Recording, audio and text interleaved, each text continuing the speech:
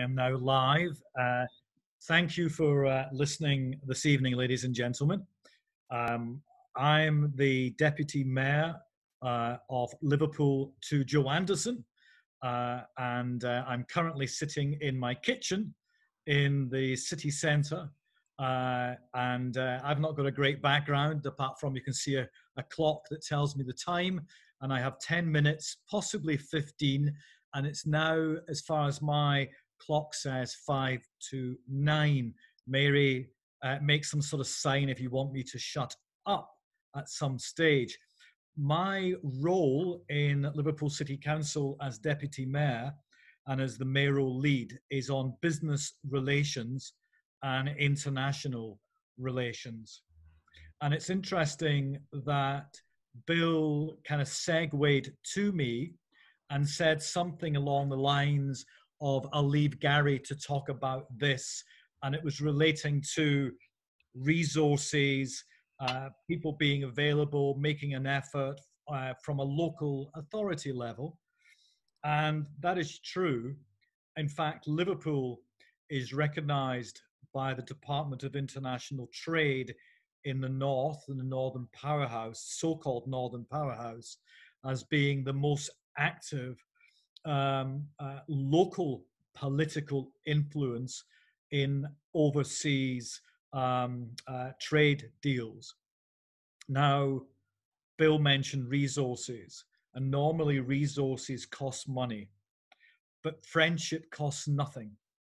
And it's really important that this city, which was built on bad things and on good things, uses its influence within its communities, from the Chinese community to the Bangladeshi community to the Nigerian, the Kenyan, the Gambian, all of Africa, of our American, our Irish, our Indonesian, and our European friends, to continue our discussions, because it's through discussions, and it's almost like in advertising and in marketing and branding, it's that word of mouth influence that actually brings more friendship and hopefully in some areas more business. It's not always about business. But let me give you some worrying facts. During lockdown, Liverpool is actually the 4th largest international port in the United Kingdom. It's actually the largest on the west coast of the United Kingdom. And of course, that means facing Ireland, Isle of Man, Iceland, and across to North America and South America. And actually, a lot more goods are now coming to Liverpool transatlantically because we're closer. We're closer than Southampton, we're closer than Grimsby and Hull and London, Docklands, etc. So a lot of the companies who organize for goods to come, freight forwarders, have woke up in the last 2 years that we now have a deep water container terminal.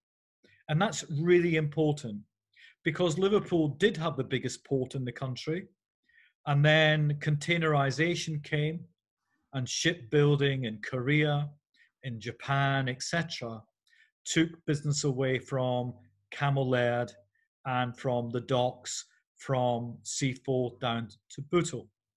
And Liverpool, we were still taking things off and on by hand or by small cranes in the old days, while others were using new technology called containerization.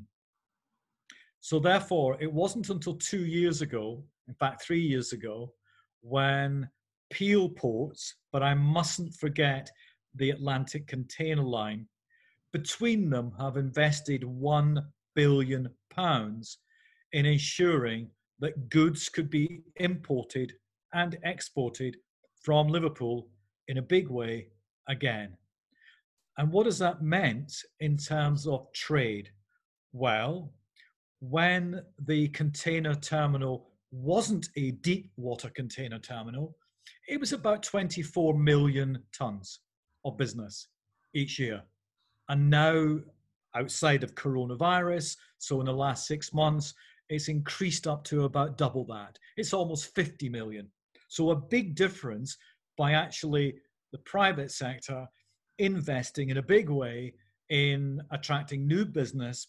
They're not doing it for philanthropic reasons, they're doing it to make money. And I would imagine they're making quite a bit of money by attracting this new trade. But there is a problem with bringing goods in by water. And it is the only way we can do it, really, do it cheaply. Otherwise, we bring in aeroplanes, which are not that green, and they make a lot of noise, and they're not big enough to bring as many goods in, like lots of cars, lots of tractors, etc. So we still need containers. However, it does mean that during COVID and lockdown, we weren't that far away from running out of fuel and food coming into our ports because other countries were also locked down as well. And in addition to that, having a discussion with Chris Sherling-Rook, and you should really get him to speak one day in one of these events. Chris is the chief executive of Mersey Maritime, and we had an urgent call, and he wanted to speak to Steve Rotherham and Joe Anderson as well, because he knew how serious this 2-week window was getting with goods coming in and not being transported, because during lockdown, 45% of the workforce in haulage companies were not at work or were being furloughed, and therefore they couldn't drive our fruit, our vegetables, our perishables from Liverpool to Manchester, or from Southampton to Liverpool, or wherever it was coming from. So therefore, the demand for goods was high, but the ability to get it was incredibly low. And I still think today the maritime industry has not quite got over lockdown, still because haulage companies have staff on furlough. So less people are doing more. And of course, with us having the port in Seaforth, in Bootle, etc., and Garston as well, we've found it difficult to continue trading in the same way that we have before. There's a lot of willingness to do business, but there's less people around to do it, less money around to do it too, and you don't know from one week to the next whether there is quarantine instructions on both sides of the water, whether that be Spain or France or the United Kingdom itself. And it changes so very quickly. So I worry about our maritime trades, but it's actually one of our biggest sectors, of worth more than £2 billion in GDP every year. And that 2 billion is growing. So that's just with the maritime trade coming in and out. That isn't all the support industries and supply chain around it. That's just the import-export industry. I also am worried when I hear today, and this is public record, it was published 1 week ago and if you want to search for it, go to the liverpool.gov.uk website and look for the Employment and Skills Select Committee. And the meeting took place this evening. I was at that meeting from 5 o'clock till 7:30. And one of the probably unknown aspects of coronavirus, and I think we will understand it, but we won't know the extent, and that is one of our universities is estimating that their income will be reduced by between 58 and 100 million pounds this year alone, mainly because of lack of international students. So the less students coming to the city is actually having a financial impact, not just on the university, but actually on the spend of each student who comes to the city. And those international students in 2018 from all over the world, and the figure was just less than 11,000 then. It might have been 2017 if I was being truly honest.